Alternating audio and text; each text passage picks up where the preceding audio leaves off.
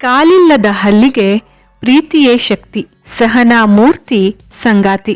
ಜಪಾನ್ನಲ್ಲಿ ಒಬ್ಬ ವ್ಯಕ್ತಿ ರಿಪೇರಿಗೆ ಅಂತ ತನ್ನ ಮನೆಯನ್ನ ಕೆಡವುತ್ತಾನೆ. ಜಪಾನ್ನಲ್ಲಿ ಸಾಮಾನ್ಯವಾಗಿ ಮರದ ಗೋಡೆಗಳ ಮಧ್ಯೆ ಟೊಳ್ಳಾದ ಸ್ವಲ್ಪ ಜಾಗ ಇರತ್ತೆ. ಆತ ಗೋಡೆಯನ್ನ ಒಡೆದಾಗ ಅಲ್ಲೊಂದು ಹಲ್ಲಿ ಆತನಿಗೆ ಕಾಣಿಸತ್ತೆ. ಹಲ್ಲಿಯ ಕಾಲಿಗೆ ಮೊಳೆ ಚುಚ್ಕೊಂಡಿರತ್ತೆ. ತಾನು ಯಾವಾಗ ಮೊಳೆಯನ್ನ ಬಳಸಿದ್ದೆ ಅಂತ ಯೋಚನೆಯನ್ನ ಮಾಡ್ತಾನೆ. ಸುಮಾರು 5 ವರ್ಷಗಳ ಹಿಂದೆ ಆತ ಮನೆ ಕಟ್ಟೋ ಟೈಮ್ನಲ್ಲಿ ಮೊಳೆಯನ್ನ ಬಳಸಲಾಗಿತ್ತು. ಅಂದ್ರೆ 5 ವರ್ಷದ ಹಿಂದೆ ಈ ಹಲ್ಲಿ ಕಾಲಿಗೆ ಮೊಳೆ ಚುಚ್ಚಿದೆ.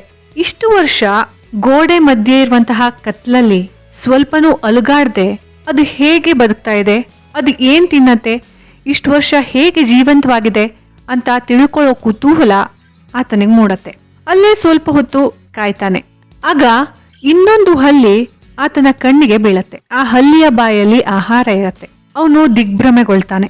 ಜೊತೆಗೆ ಅವನಿಗೆ ಸಂತೋಷನೂ ಆಗತ್ತೆ. 5 ವರ್ಷಗಳಿಂದ ಕಾಲಿಗೆ ಮೊಳೆ ಚುಚ್ಕೊಂಡು ಕಷ್ಟದಲ್ಲಿದ್ದಂತಹ ಹಲ್ಲಿಗೆ ಮತ್ತೊಂದು ಹಲ್ಲಿ ಆಹಾರ ನೀಡ್ತಾ ಇದೆ. ಊಹಿಸ್ಕೊಳ್ಳಿ, ಈ ಸಣ್ಣ ಜೀವಿ ತನ್ನ ಸಂಗಾತಿ ಜೀವ ಉಳಿಸುವ ಭರವಸೆಯಲ್ಲಿ ನಿರಂತರವಾಗಿ ಸೇವೆಯನ್ನ ಮಾಡ್ತಾ ಇದೆ. ಅತಿ ಬುದ್ಧಿವಂತ ಅನ್ಸ್ಕೊಂಡಿರೋ ಮನುಷ್ಯನಿಂದ ಇಂಥ ಕೆಲಸ ಆಗ್ತಾ ಇಲ್ಲ. ಪ್ರೀತಿ ಪಾತ್ರರನ್ನ ಎಂದಿಗೂ ತ್ಯಜಿಸಬೇಡಿ. ಇಡೀ ಜಗತ್ತು ನಿಮ್ಮ ಜೊತೆಗಿರಬಹುದು, ಆದ್ರೆ ನಿಮ್ಮ ಸಂಗಾತಿಗೆ ನೀವೊಬ್ರೇ ಪ್ರಪಂಚ ಆಗಿರಬಹುದು.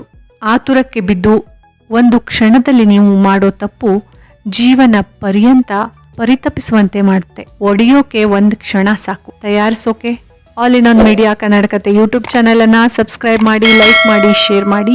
ಧನ್ಯವಾದಗಳು.